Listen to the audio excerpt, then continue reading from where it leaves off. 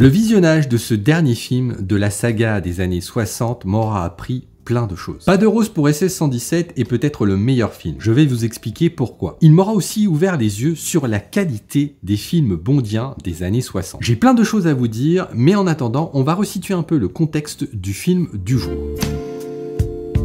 Pas de rose pour SS-117 est donc le dernier film de ce que je vais appeler l'ère Hunebelle. Il est sorti en 1968. André Hunebelle est le réalisateur officiel de ce film, mais dans les faits, il n'était pas très impliqué dans ce long métrage. C'est plutôt Jean-Pierre de Sagna qui réalise ce film. Il est le père de l'acteur Vincent de Sagna. Un nouvel acteur interprète le rôle d'OSS-117. Il s'agit de John Gavin, qui n'est pas un débutant et arrive avec un beau CV, puisqu'à l'époque, il a déjà tourné avec Kubrick et Hitchcock. Il faut aussi noter que c'est cet acteur qui devait remplacer Georges Lazenby à la suite d'Au service secret de Sa Majesté. C'est lui qui devait prendre le rôle de James Bond dans Les Diamants sont éternels. Mais comme je vous l'ai déjà dit dans le secret de tournage des Diamants sont éternels, c'est Sean Connery qui, fort d'un gros chèque, reprendra le rôle de l'espion 007. Dans le rôle de l'antagoniste, on a Kurt Jürgens. Il ne vous dit rien? Là, pour le coup, c'est la saga Bond qui ira prendre une bonne idée à la saga OSS-117, puisqu'il s'agit de l'antagoniste principal de l'espion qui m'aimait. Ce film qui sortira des années plus tard par rapport à ce Pas de rose pour SS-117. On ne peut pas le nier, vous allez le voir, ce OSS-117 est très connecté à la saga bondienne, puisqu'on retrouve dans la peau d'une des bonisseurs de la Batgirl, l'actrice, la sublime Luciana Paluzzi, qu'on peut voir dans Opération Tonnerre. Ce film obtenu un succès mitigé avec une 39e place au box-office 1968 avec 1,2 million d'entrées. C'est de loin le plus mauvais score des films des années 60. La lassitude Hunebelle plus des résultats au box-office mitigés mettra au placard la saga OSS-117 pendant plusieurs décennies. OSS-117 change de visage pour prendre la place d'un truand et infiltrer une organisation criminelle afin de la démanteler de l'intérieur et stopper ses plans machiavéliques.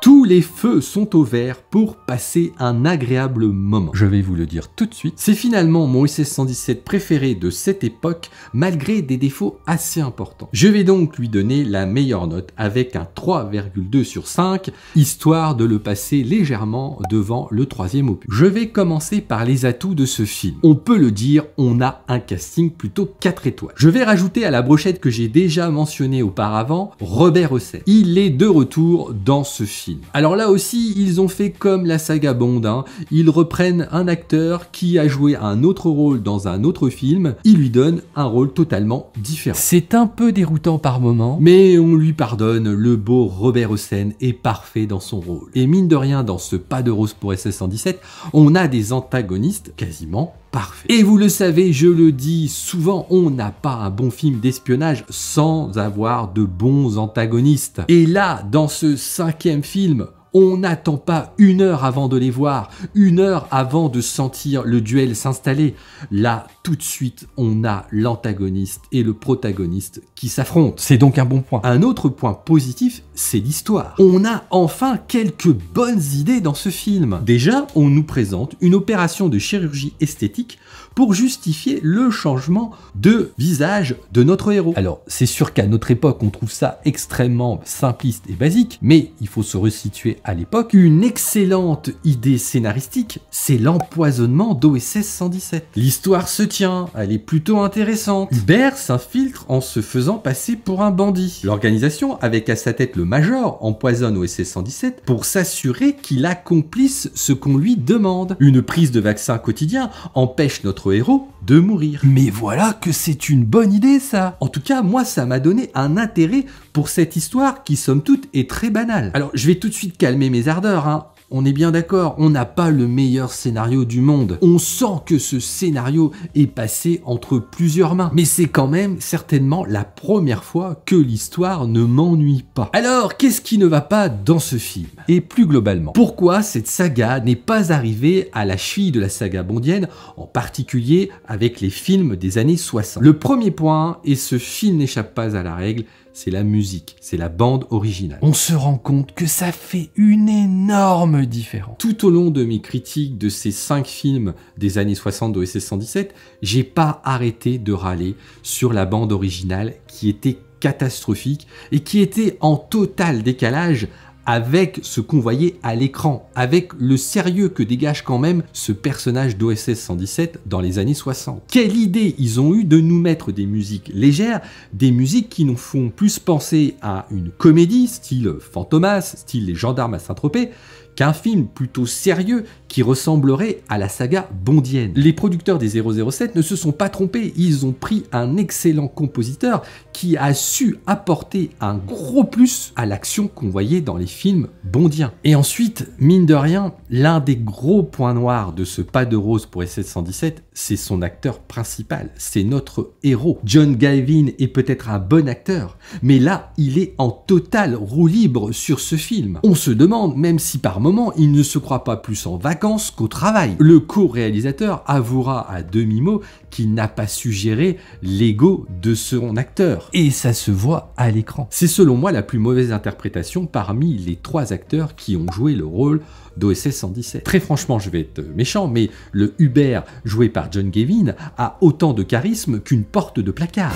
Et pour exemple, et c'est souvent là qu'on a vu que le bas blessé dans le jeu d'acteur, c'est les scènes de drague. On est dans de la comédie. Ensuite, on voit bien que l'écriture de ce film, l'écriture globalement de ces films, manque par moments de travail, manque de sérieux, manque de cohérence. On a ici un grand méchant interprété par Kurd, qu'on ne voit plus ensuite pendant une grande partie du film, pour laisser place à Robert Hossein. Et les mecs, on aurait pu imaginer une petite scène entre Kurd et Robert pour dire « Vas-y Robert, je te laisse la main pour aller tuer, pour t'occuper surtout d'OSS 117. » Par cette petite scène, tu montrais une hiérarchie et tu montrais aussi en même temps la passation de mission, la passation de pouvoir pour la suite du film. Pour expliquer mon propos, je vais prendre une scène d'un des films James Bond. Si je prends Dr No, dans Dr No, l'antagoniste principal ordonne à Strangways de tuer Bond. C'est une scène comme ça qui peut paraître anodine, mais non, parce qu'elle permet de mettre du lien dans l'histoire,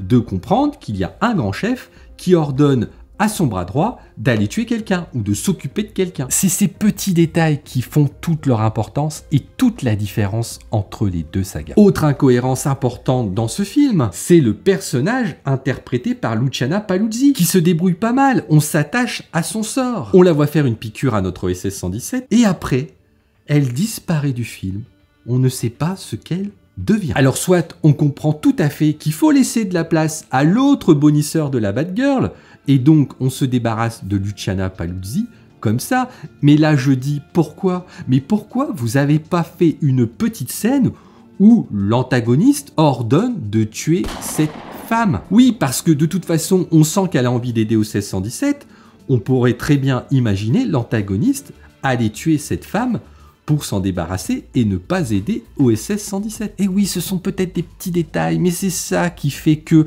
le film derrière a une certaine logique. Oui, parce que c'est dommage, dans ce film, il y a quand même des personnages et des acteurs intéressants et ils n'ont pas une fin digne de ce nom. La problématique de tout ça, c'est que ces films ont plutôt mal vieilli par rapport à la saga bondienne. Des scénarios mal gérés, mal écrits, des acteurs mal dirigés, font qu'aujourd'hui, on sent un certain amateurisme quand on voit ces films. Alors que ça a pour ambition d'être sérieux, OSS 117 à cette époque. J'excuse le vieillissement des scènes d'action, c'est sûr, on est dans les années 60, même dans la saga bondienne, il y a des scènes d'action qui ont mal vieilli, c'est normal. Ce n'est pas ce qui me gêne dans la saga OSS 117. C'est dommage parce qu'en réunissant des bonnes idées, des bons acteurs, des bons personnages des 5 films, ils auraient pu faire un long métrage qui aurait concurrencé largement la saga bondienne à cette époque. Là, on a finalement des films qui sont restés dans l'histoire du cinéma, mais tout simplement parce qu'OSS 117 est ressorti de son chapeau,